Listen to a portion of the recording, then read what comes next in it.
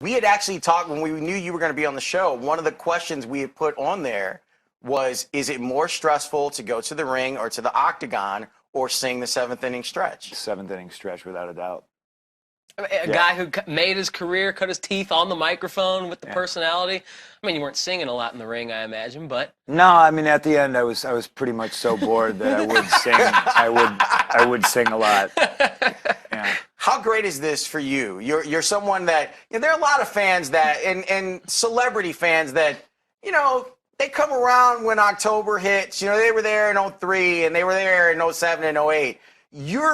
This is you. Like, this is not a bit. This is not a work. This is who you are as far as being a Cub fan. So how satisfying is it to see the Cubs where they're at? Yeah, I'm not sure there's a whole lot of people who would claim to be Cubs fans for so many years, but yeah, I think I'm definitely one of them. That's just the way I grew up. My dad always had the Cubs on TV. I was born on the South Side. I grew up in Lockport, so everyone's always like, "Why do you like the Cubs?" And that's just what was on. So for me, this is amazing. I'm like a kid in a candy store. And on top of just being a lifelong Cubs fan, I'm a baseball fan. And it's really enjoyable to watch this team play ball. They play baseball for the first time, and I can only compare it to situations I've seen in the past where Madden will pull a pitcher and I'll be like, oh, they would have kept that guy in for like 2 more innings. You know what I mean? They didn't want to hurt his feelings, so they just would have left him in. But, like Madden just has such a feel for the game and this team, and it's amazing to watch. It's so fun. Does it feel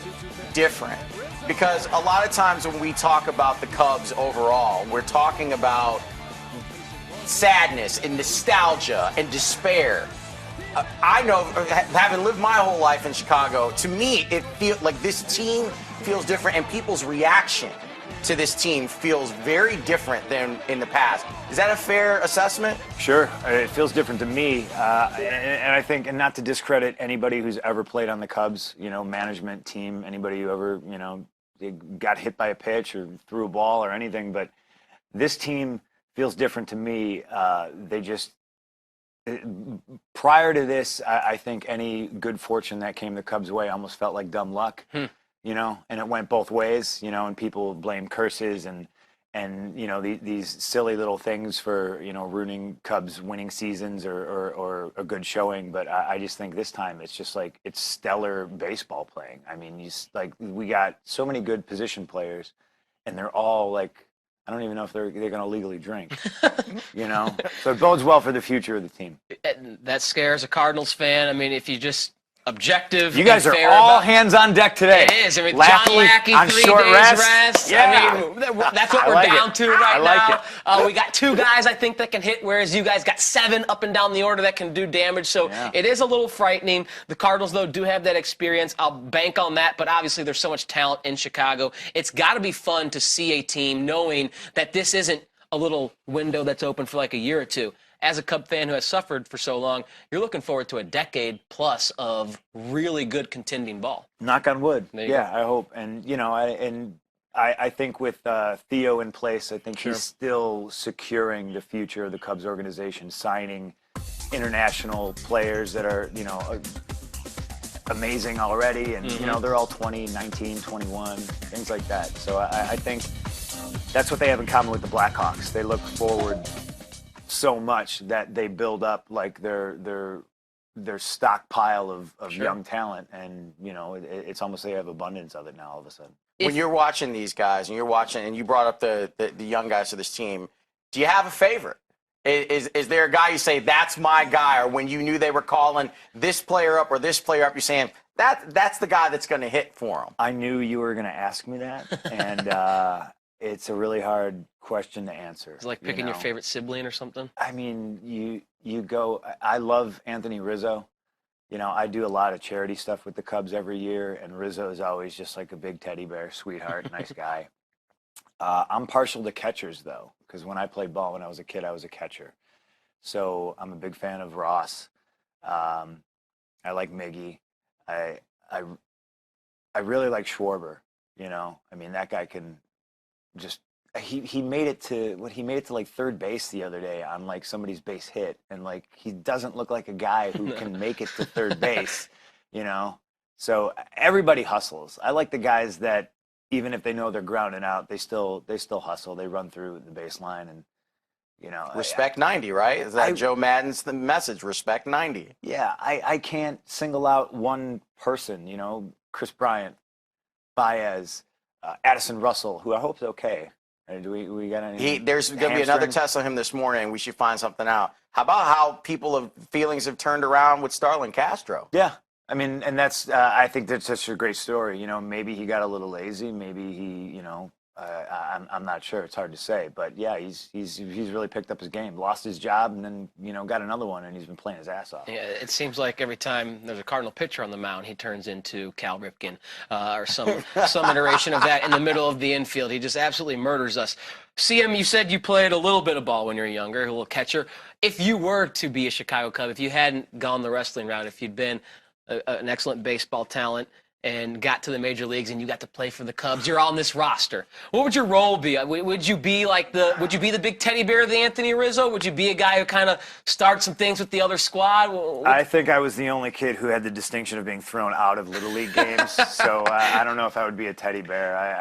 I took things probably way too seriously. Blocking home plate without the ball, like I was just, it got a little intense, I don't know. I'd make a really swell bat boy at this point, I think.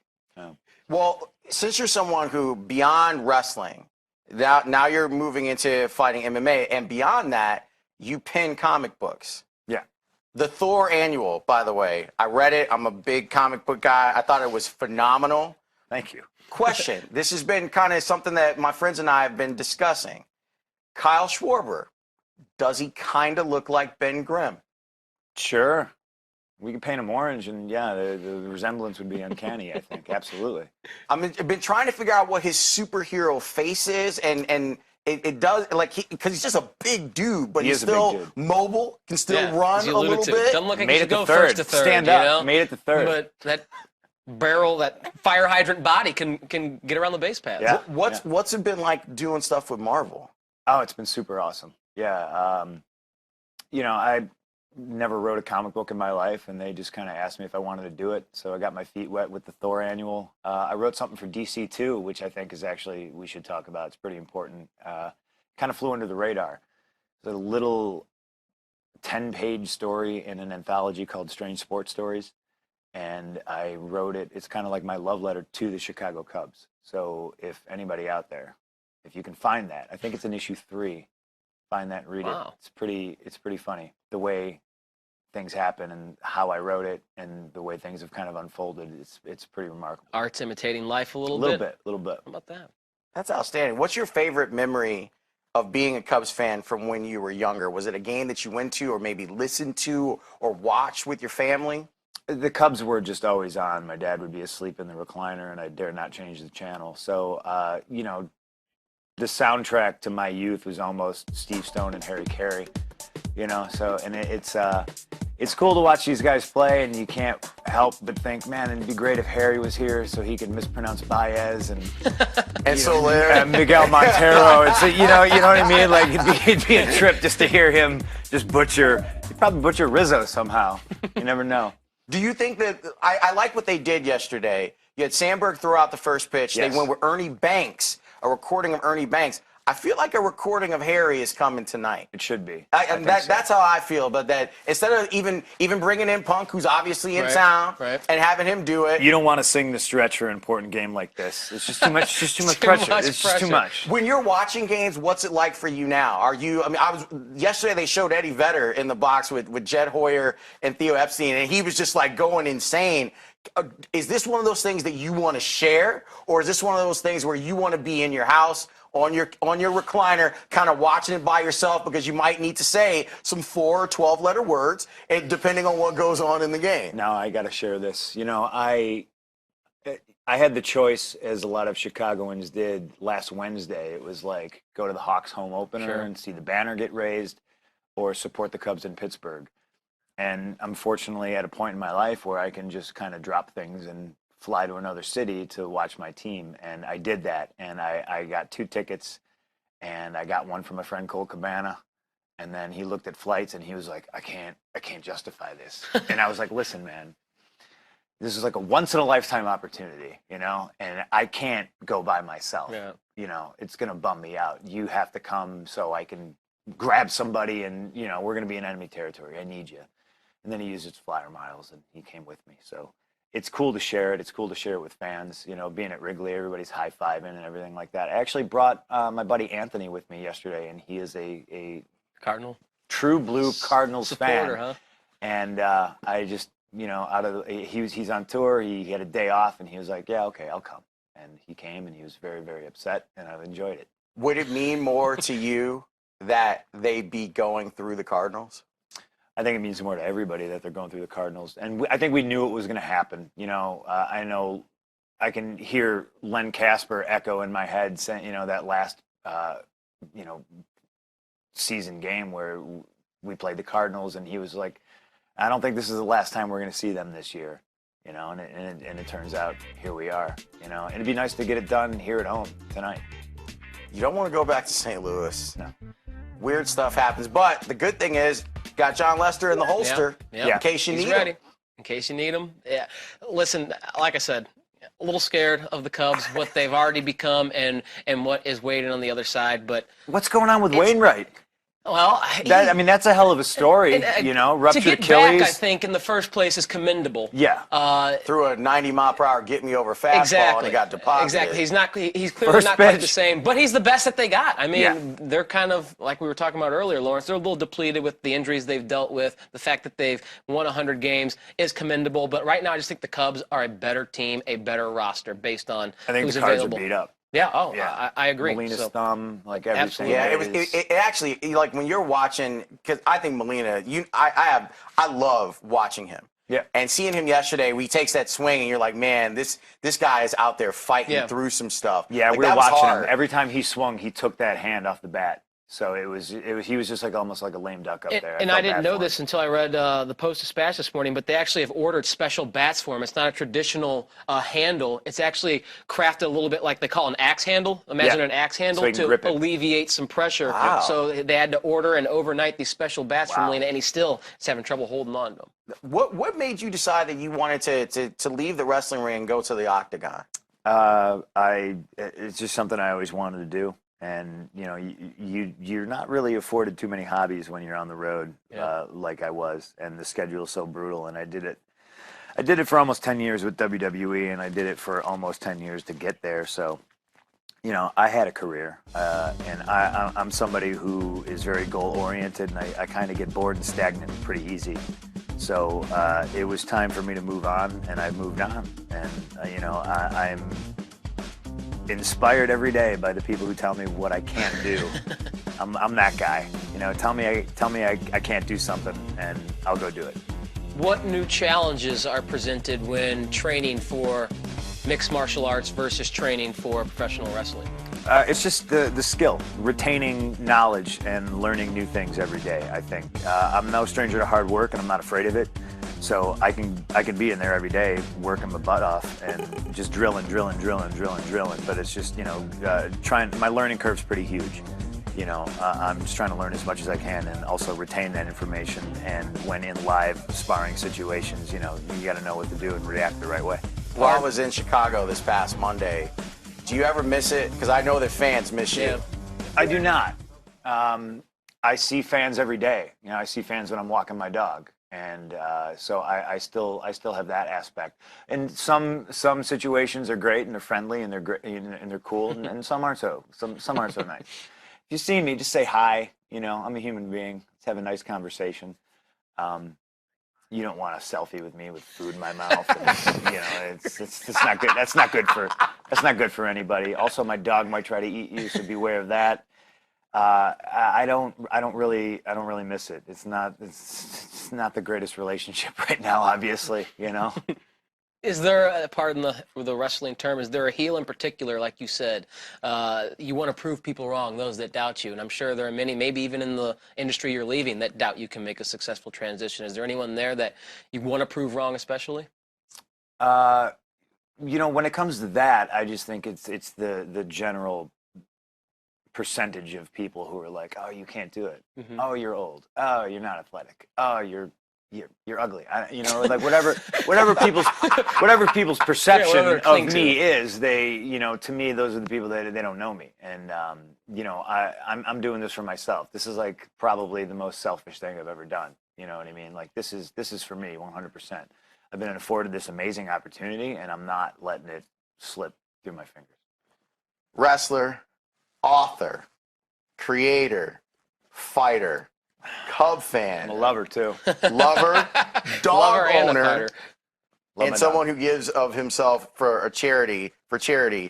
CM Punk, thanks for joining us this Absolutely. morning. Good. Are you going to be at Wrigley today? Yeah, I am. That's actually, I reference why I'm wearing 87 layers and I look like a bum is this was kind of set up last minute and hurt my shoulder. So I can't train the way I need to, but I can still do stuff. So I've been trying to bike like 20, 30 miles a day. Nice. And I was gonna say, it looks like you're about to run there. yeah, I biked here. They told me, "Oh, we need you in makeup," and I was like, "Why not? Sure, why not?" So I'm gonna, as soon as I'm done here, jump right back on my bike and Awesome. finish my bike ride. Right on. We appreciate you stopping by. This guy is unbelievable. Follow him at CM Punk on Twitter if you want, and he will definitely be watching the Cubs and cheering for him, as you can see by his shirt. And I give him a lot of props because he's surrounded by a Cardinal fan and a White Sox fan, and he came in here and did the interview anyway. I didn't know that. I You can didn't know beat he both was of a us up, Sox Lauren. fan. If we're Lawrence I and didn't know.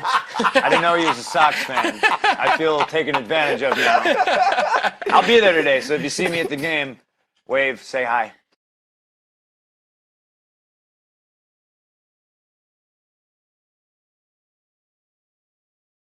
So, gentlemen, welcome in. And Punk, let's get right to it. How has training been in the MMA world? Have you found out anything about yourself that maybe surprised you or you expected?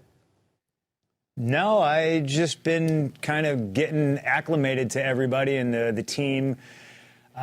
Duke hasn't thrown me to the wolves yet. I'm waiting for that. But a lot of one-on-one stuff with him and Daniel, the jiu-jitsu coach, and I watch a lot. I think I stay longer than I probably should every single day, but I like watching everybody spar and just watching everybody move.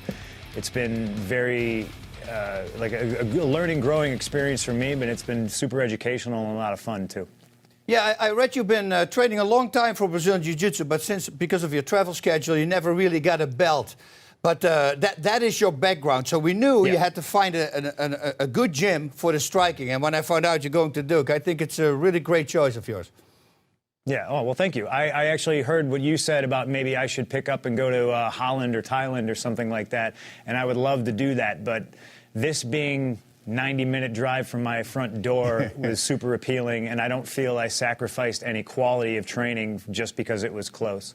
Yep. Duke, when Phil or Punk, when he calls you up and says, I want to come and train with you, I mean, what was your initial reaction to a guy who obviously has been a great showman and a WWE superstar, but were you concerned that this may not be on the, they may not really have his heart into it? What was your thoughts?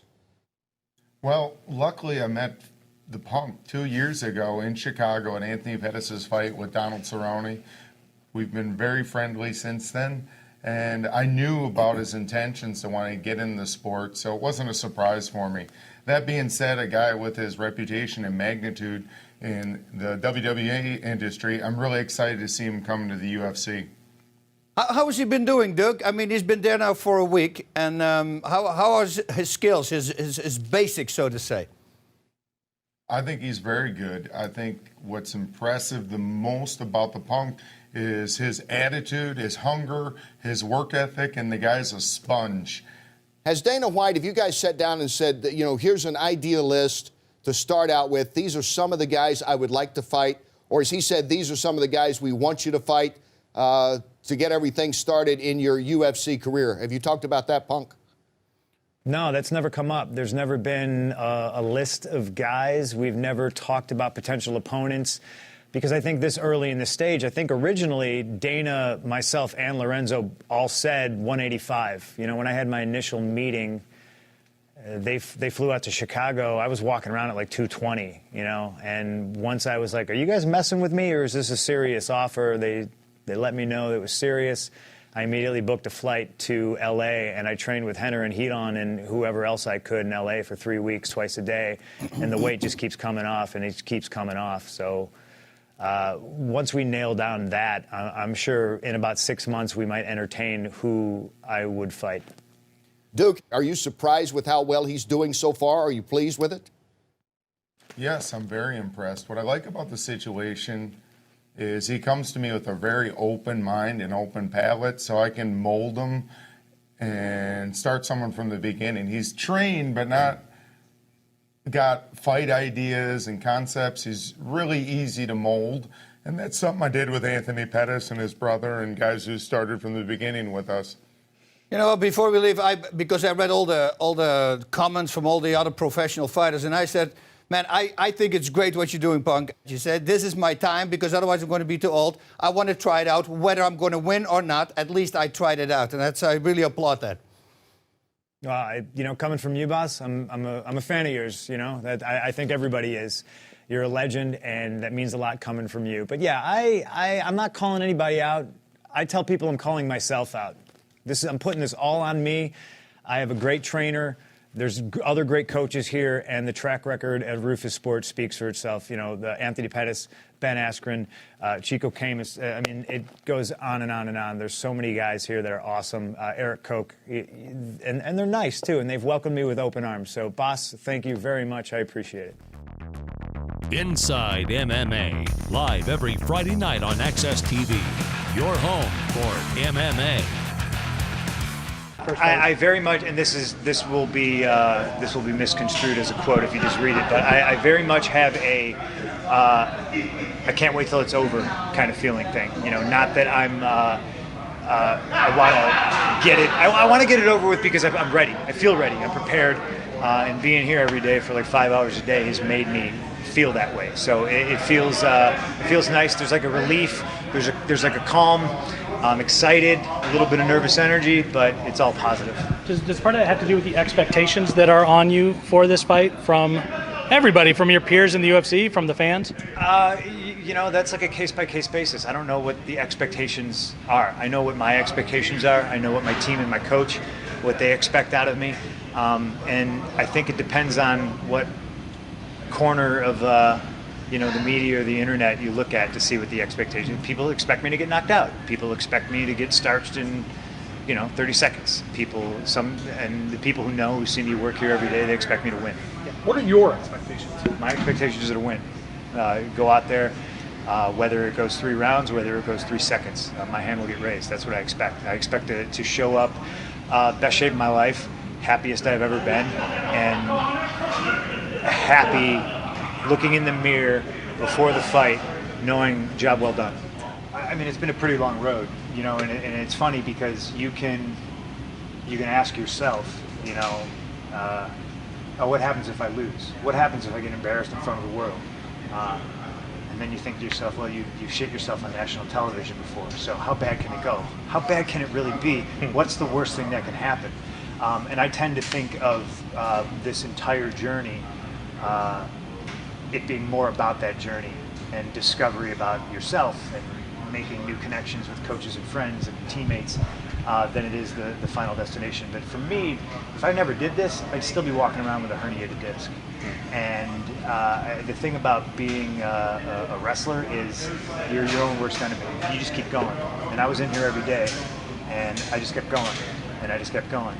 And I could make excuses like, oh yeah, okay, my back's just sore. These guys are better than me. They're faster than me. Maybe I'm just getting old. I'm not as strong as I used to be.